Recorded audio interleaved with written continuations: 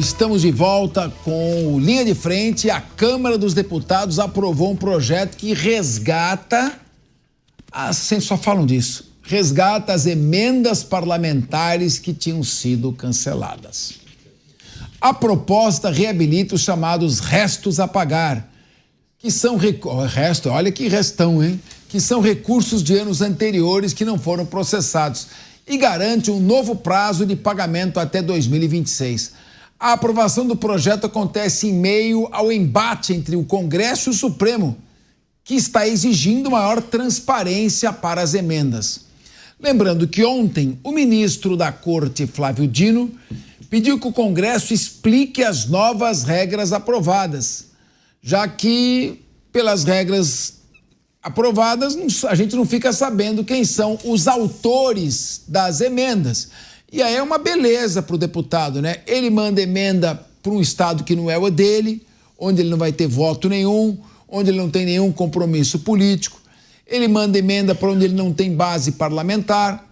Ele manda emenda para a obra que vai fazer a sua empreiteira e ninguém fica sabendo que ele mandou esta emenda. Leandro Ferreira, fala um pouquinho desse restos a pagar. Explica aí para o nosso telespectador essa questão de restos a pagar e como é que o Congresso pode aí reabilitar esse tipo de pagamento no momento que você pedir a colaboração. E o Congresso está colaborando só individualmente com o próprio umbigo de cada deputado e senador. Capaz é um pouco assustador ouvir assim esse termo restos a pagar sendo tratado pelo Congresso como a reabilitação de recursos cancelados no passado. Porque a gente que estuda contabilidade pública, orçamento público, né, aprende que o conceito de restos a pagar são aqueles gastos efetuados ao longo do ano e que podem ser pagos até o dia 31 de janeiro do ano subsequente, utilizando o orçamento do ano anterior, né? Depois disso, entra como dívida, que são as despesas de exercícios anteriores. Quando o Congresso vem e reabilita algo desse tipo, bagunça todos os bons manuais de contabilidade pública, de boa administração do orçamento, de planejamento do orçamento. E isso é um problema grave, né? Porque a gente está tratando de excedentes que hoje estão nos 4 bi, lá na frente, como a gente viu desde o orçamento secreto, podem virar 50 bi, e isso precisa ser martelado pela sociedade até que diminua como um prego baixando na madeira. Quer dizer, então, nós estamos falando de despesas que não foram pagas nos anos anteriores e o Congresso está passando a mão nesse recurso. Explica um pouco melhor isso aqui, com palavras um pouco mais acessíveis. Nem todo mundo fez contabilidade, é economista ou é advogado. Por favor, deu para a pessoa entender o tamanho da imoralidade que nós estamos reportando aqui.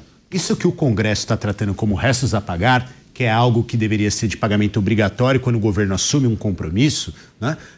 É uma apropriação do recurso que já deixou de ser do Congresso, porque foi cancelado porque não tinha plano de trabalho, porque não estava de acordo com o que definiu o Supremo Tribunal Federal, né? Então, nós agora precisamos ter firmeza para dizer que isso é um escárnio, é um escândalo, isso bagunça a boa administração pública, nós não podemos tratar isso como natural, né? E o Congresso hoje é 4 bi, daqui a pouco isso vira muito mais. Esperamos que isso não prospere, porque no fundo é uma apropriação de recursos que já deveriam ter voltado para os cofres públicos que são do povo.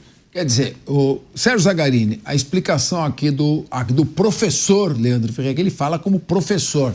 Quer dizer, os deputados encaminham uma série de emendas parlamentares para ONGs sem transparência nenhuma, para obras que são suspeitas e por isso foram canceladas, sem indicar quem é o deputado que está fazendo emenda PIX que cai na conta da prefeitura, mas não sabe para onde que vai. E tudo isso é cancelado. O Supremo Tribunal Federal cancela porque não tem como efetuar o pagamento. O próprio governo, o Poder Executivo, cancela. Quando eles estão reabilitando, eles estão falando, todo esse dinheiro que era fruto ou de uma imoralidade ou de um pagamento suspeito e por isso foi glosado, vai ser reabilitado. Não entra para ajudar no equilíbrio fiscal, entra para estimular esses gastos de emendas parlamentares. Sérgio Zagarino, eu sempre fui a favor de emenda parlamentar, mas quando o remédio vira veneno, eu sou de cortar o mal pela raiz. E é preocupante. A gente tem que levar em consideração, até explicar para o nosso telespectador, que eles estão discutindo emendas relacionadas ao período de 2019 a 2022, vejam, de uma gestão anterior. E aí, essas emendas impositivas, em tese, obrigando o governo a destinar o recurso para onde eles bem entendem, elas não foram realizadas por uma série de motivos, por não atender requisitos legais.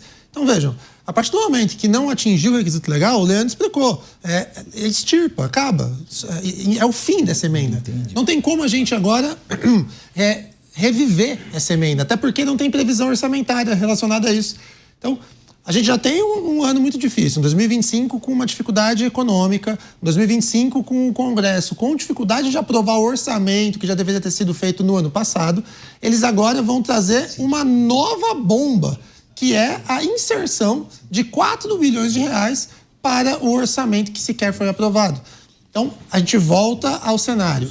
Emenda parlamentar é uma ferramenta, é um mecanismo que eu sempre discordo da sua existência, porque ela fere a democracia. Explico para você. A partir do momento que você dá tanto poder ao Congresso, aos deputados, aos vereadores que sejam, você faz com que essa ferramenta facilite a perpetuação deles no poder. Ou seja, você joga contra a democracia. Porque o Zequinha da esquina, que tenta disputar uma eleição em condições, não vou nem dizer iguais, mas condições parecidas com o atual mandatário, é praticamente impossível dele ganhar. Por isso que nas eleições de 2024 foi evidente que a grande quantidade de prefeitos eleitos se dá em razão da utilização das emendas parlamentares destinadas pelo Congresso. Muito bem, Zagarino. Ana Beatriz, pedi licença só um momentinho para você, para voltar aqui, porque nós estamos com um professor de economia aqui que acabou de dar uma explicação brilhante.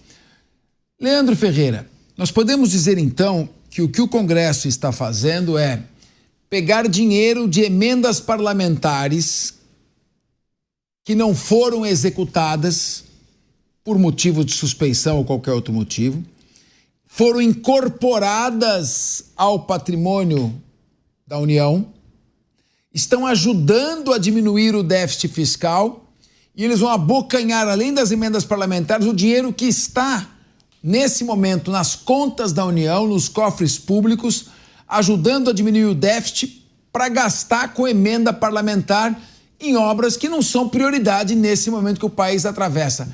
Queria que você, em termos bem laicos, pudesse dar um esclarecimento final para que eu pudesse passar a palavra a Ana Beatriz Richo. Capês, é um pouco pior do que isso, porque o Estado, o governo, não tem o dinheiro para pagar essas emendas. Nós temos tido déficit ao longo dos últimos anos, maiores, menores, com responsabilidade de um, de outro, mas o fato é que esse dinheiro sequer existe. Para pagar esse recurso aqui que o Congresso está ressuscitando, vai ter que se endividar. O que entrar de valor a ser pago nesse projeto, nesse tipo de emenda, é o que o governo vai ter que fazer exatamente de dívida para conseguir pagar. Isso é um absurdo. Vai impactar, inclusive, nas contas que vão dizer se a gente vai ter um déficit ou superávit maior ou menor. E isso afeta todo mundo, inclusive essas decisões como o tamanho dos juros, inflação, né, expectativa do mercado. E aí, meu amigo, isso sim faz com que o empresário olhe e fala, não é sério, não vou investir. É isso aí. Tem coisa que é debate e tem coisa que é informação. Parabéns pelos seus esclarecimentos.